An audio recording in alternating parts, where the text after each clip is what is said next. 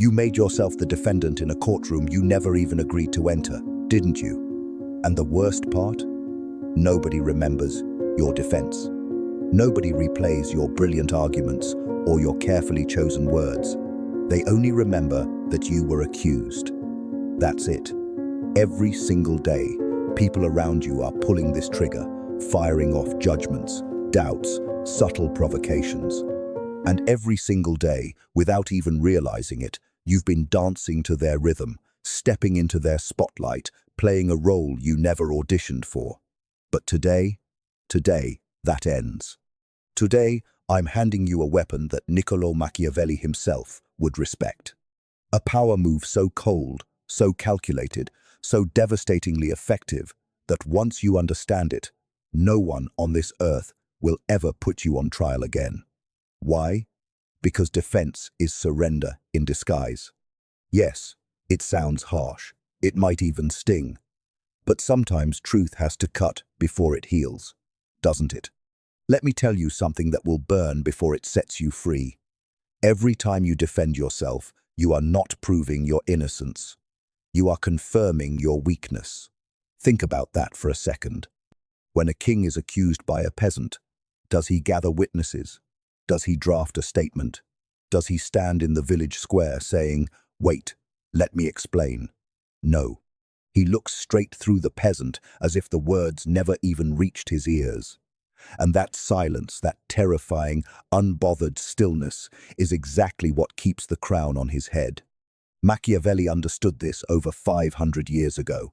He warned that the prince who explains himself to every critic will spend his entire reign explaining and never ruling. Defense is not strength. Defense is submission, wearing the mask of courage. The moment you open your mouth to say, "That's not true," or "Let me explain," you've told the entire room that the accusation has power over you, that it reached into your chest and made you flinch. And in the game of power, a flinch is a death sentence. People don't remember logic. They remember energy. They remember who looked shaken and who looked unshakable. You could deliver the most airtight, flawless defense ever spoken, and it still wouldn't matter. Why? Because the image of you standing there justifying your existence has already been burned into their minds. You looked like someone on trial. You looked like the accused. And no amount of perfect wording can erase that picture. Carve this into your mind. Defense is not a strategy. It is surrender, dressed up in good grammar.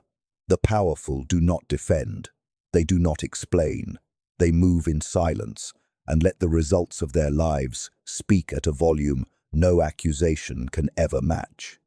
Now, let's pull back the curtain. What's really happening when someone attacks you? When they accuse, criticize, or provoke you in front of others? Are they searching for truth? No. They already know the truth. What they're hunting is your reaction. That's the prize. Your anger, your frustration, your desperate need to correct the record. That's what they came to collect. It's psychological extraction. Provocateurs operate on one principle. Whoever reacts first loses control. They throw bait into the water not because they're hungry, but because they want to watch you thrash. They want the room to see you flail. The accusation was never the real weapon. Your response was.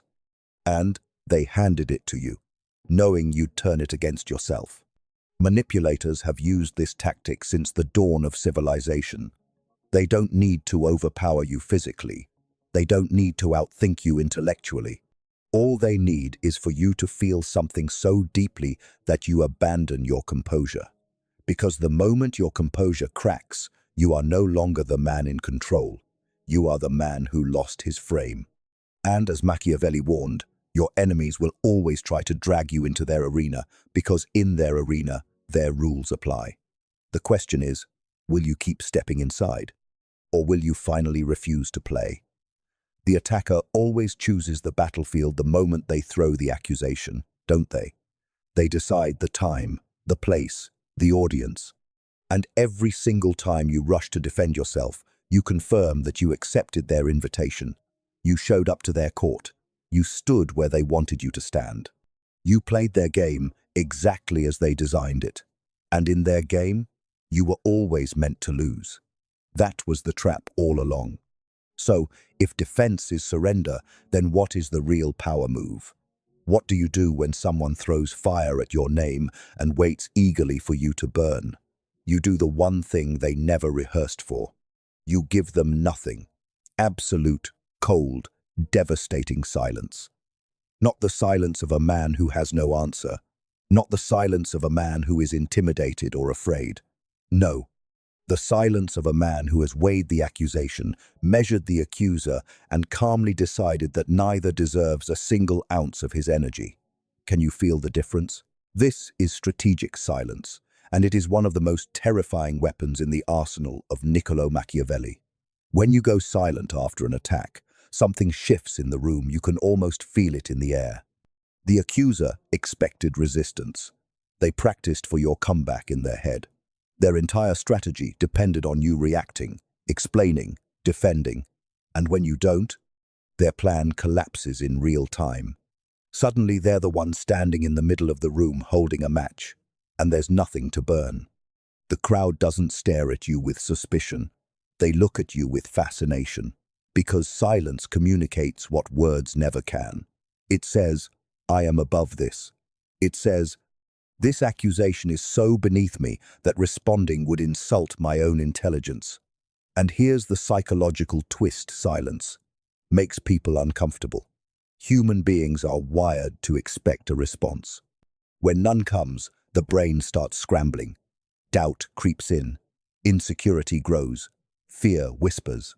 Your silence becomes a mirror, and in that mirror, the attacker sees their own smallness staring back at them. Machiavelli didn't praise silence because it was noble or polite. He valued it because it was lethal. The man who masters silence doesn't avoid conflict. He controls it without ever stepping into it. That's power. But understand this: silence is your shield, not your only weapon. There will be moments when the game demands that you speak. And when that moment comes, you do not defend. You reframe. Reframing is an art. It's taking the accusation, turning it in your hands, and throwing it back so cleanly that the attacker suddenly finds themselves under the spotlight. Someone calls you cold and calculated. You don't protest. You don't scramble. You simply say, calmly, I find it interesting that my discipline makes you uncomfortable. See what happened? You didn't defend your character, you exposed theirs. You shifted the frame without raising your voice, without losing composure, without feeding them emotionally. That's psychological warfare at its finest. The prince doesn't answer the accusation. He questions the motive behind it. Every attack has a hidden intention beneath the surface. And when you drag that intention into the light, the attacker loses power instantly. They were operating in shadows, and you just flipped on the lights. Reframing requires something rare: the ability to pause. That single second of stillness between attack and response. That's where your future is decided. React emotionally, and you become a character in someone else's story. Reframe strategically, and you become the author. The room doesn't follow the loudest voice. It follows the most controlled one. The man who can absorb an insult, pause, and redirect the entire conversation without a flicker of anger is the most dangerous man in the room. He doesn't chase fires. He chooses which ones are worth lighting. Robert Greene wrote a law that millions of people have read, quoted, even posted online, but how many have truly absorbed it? Always make the other person come to you. Use bait if necessary. That isn't just about negotiation tables or business deals. It's about every single interaction where power is on the line. Every glance, every challenge, every subtle test. Do you see it? When someone attacks you, they're trying to pull you into their territory. They want you chasing them, explaining yourself, reacting emotionally, scrambling for their approval. Like a dog chasing a car, full speed, heart pounding, but it will never catch it. And the moment you start chasing, you've already lost. You've just announced to the world that they hold the value and you're the one begging to be understood. But What if you flip that dynamic completely? Picture a man who gets accused and doesn't defend himself. He doesn't react. He doesn't adjust his path. He just keeps building, keeps moving forward, keeps improving in silence. He says nothing. He changes nothing. He doesn't even glance back. What happens next? This is where dark psychology kicks in. The accuser becomes obsessed. The silence gnaws at them. Why didn't it work?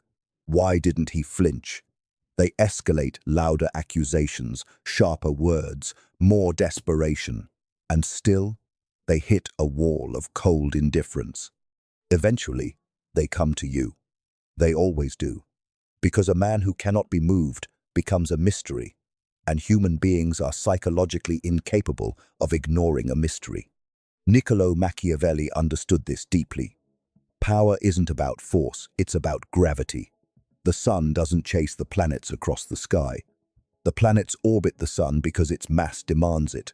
When you stop defending, stop explaining, stop reacting, you become the center of gravity in every room. People begin orbiting you not because you demanded attention, but because your stillness creates a pull their minds can't resist. Let them attack. Let them shout into the void. The void doesn't answer. The void doesn't care. And that's exactly why the void wins every time. Here's the truth most people avoid. Your emotions are the easiest thing about you to exploit. Every person who has ever manipulated you didn't overpower you physically. They found the wire connected to your need for approval, your fear of being misunderstood, your hunger to be seen as good, and they pulled it like a switch. That's how you unraveled. Emotional detachment isn't cruelty, it's survival. The Stoics knew this centuries ago. Marcus Aurelius ruled an empire surrounded by betrayal and conspiracy. He didn't survive because he fought every battle. He survived because he chose which battles deserved his energy and let the rest dissolve into irrelevance.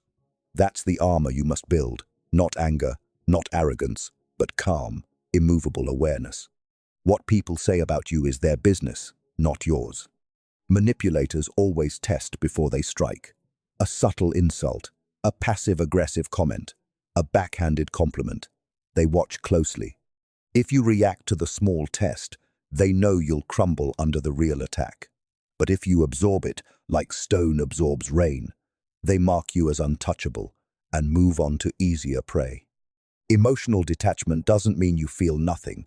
It means your feelings no longer control you. There's a beast inside every man.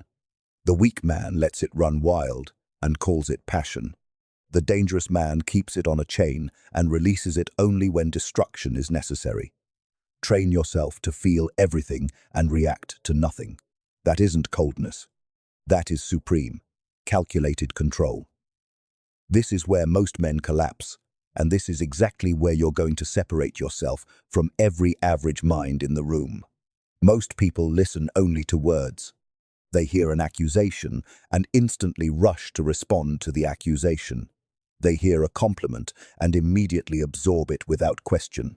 They take everything at face value, like children staring at the cover of a book and convincing themselves they understand the entire story. But do they? Do you? From this moment forward, you will not operate like that anymore. You will read motive, not language. When someone criticizes you in front of a group, the specific words they choose are almost irrelevant. What matters is why they chose that exact moment. Why that audience? What are they trying to gain by positioning you beneath them? Dark psychology makes it clear. Every interaction is a transaction. Nobody speaks without a purpose, ever. The colleague who questions your competence during a meeting isn't confused about your abilities. Let's be honest, they're positioning themselves higher in the social hierarchy. The friend who suddenly brings up your past failure in the middle of a celebration isn't feeling nostalgic. They feel threatened by your growth, and they're using memory as a weapon to shrink you back down to a size that makes them comfortable. Once you see this, you can't unsee it. Niccolo Machiavelli wrote that a wise prince studies the intentions of men more carefully than their declarations. Declarations are performances. Intentions are the script behind the curtain. When you train your mind to detect the invisible architecture beneath every conversation, you stop reacting to the surface and start operating on a level most people don't even realize exists. You become the man who sees the chessboard while everyone else is still playing checkers. You stop hearing noise and start decoding strategy. That isn't paranoia, it's intelligence sharpened to its most dangerous edge. The man who reads the room doesn't get ambushed because he saw the attack 3 moves before it was launched. And then there's reputation. There comes a level of power where you don't even need to silence critics. Your reputation does it for you. Machiavelli understood that reputation is the most valuable currency a man can possess, more powerful than wealth, more intimidating than an army, more persuasive than the most eloquent speech ever delivered. When your name enters a room before you do, and that name carries weight, the entire game shifts. Nobody seriously accuses a proven warrior of being a coward. If someone tries, the room doesn't turn to the warrior for defense. The room turns to the accuser with suspicion. Why? Because the claim contradicts every pattern they've already witnessed. That is the fortress you must build. Not with arguments, not with explanations. With undeniable results stacked so high that any accusation looks absurd standing beside them. Human beings judge credibility through pattern recognition. If every pattern connected to your name signals discipline, competence, and strength, then a single accusation doesn't just fail, it humiliates the person who made it. Their attack collapses under its own weight because the audience already has a mental file on you, and nothing in that file supports the claim. This is why Machiavelli insisted a prince guard his reputation more fiercely than his borders. Borders can be rebuilt, armies can be reassembled, but a shattered reputation can take a lifetime to restore. So stop wasting energy arguing with people who add nothing to your legacy. Pour that energy into becoming so undeniably excellent that your existence becomes the only argument you'll ever need. Build a name that echoes even when you're silent. Build a record that defends you while you sleep. That's not simple ambition. That's long-game strategy. That's patience weaponized. Every impulsive man is simply a defeated man waiting for the right moment to prove it. And that isn't poetry, it's reality. That is a law of power written in the blood of every king who fell because he could not wait. Every fallen crown, every shattered empire whispers the same warning. Impatience destroys power. Patience is not passive, and it is not weakness. Patience is the most aggressive strategy that exists because it demands vision. It requires you to see the real finish line while everyone around you is sprinting breathlessly toward the wrong destination. Can you hold your ground while others lose their heads? Machiavelli studied rulers who conquered empires not with reckless speed but with flawless timing. They watched their enemies exhaust themselves. They allowed fragile alliances to collapse under their own weight. They waited, calm and observant, until the perfect fracture appeared, and only then did they strike. Swiftly, decisively, without mercy. That is the long game. And the long game is where real power lives. Dark psychology reveals something most people never realize about impulsive reactions. The moment you fire back at an attack, your brain is operating from its most primitive survival center. You are running on adrenaline, not intelligence. Every word spoken in that state feels bold, but it's actually a liability disguised as courage. But the man who absorbs the hit, stores it away, and waits for the right moment to respond or the right moment to remain silent, is fighting on an entirely different level. He isn't ignoring the offense, he's investing it. Time becomes his ally, and time reveals everything. Time exposes liars. Time humiliates the reckless. Time vindicates the man who had the discipline to hold his tongue when every nerve in his body screamed for retaliation. The Stoics called this the discipline of delay. Marcus Aurelius lived it while surrounded by betrayal and chaos. Machiavelli called it strategic patience. I call it the difference between a man who wins a single battle and a man who wins the entire war. Stop reacting to moments. Start engineering outcomes. The patient man doesn't play the game faster, he plays it longer.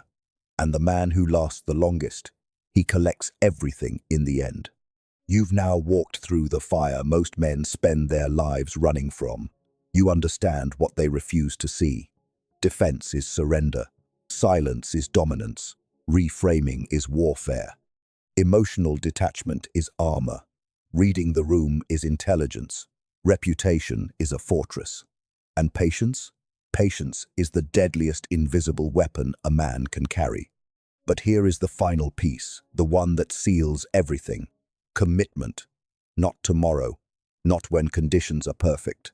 Now. Because knowledge without execution is entertainment. And you didn't come here to be entertained. You came to transform. You are no longer the man who explains himself to people committed to misunderstanding him. You are not the man who shrinks so others can feel tall. You are not the man who chases approval from mouths that never spoke his name with respect.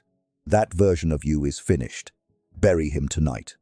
The man who replaces him does not argue, he observes. He does not react, he calculates. He does not beg for validation. He builds a life so formidable that validation arrives uninvited. Machiavelli wrote for princes, but these principles belong to any man disciplined enough to wield them. Dark psychology is not manipulation, it is awareness. Stoicism is not suppression, it is precision. You are now the man who walks into a room and changes its temperature without speaking. The man who cannot be baited, rattled, or reduced. Untouchable. Now prove it. Say it. I am the silence they cannot break. Let that declaration mark the death of who you were. The war for your power has already begun. Go make them remember your silence louder than they ever remembered their noise.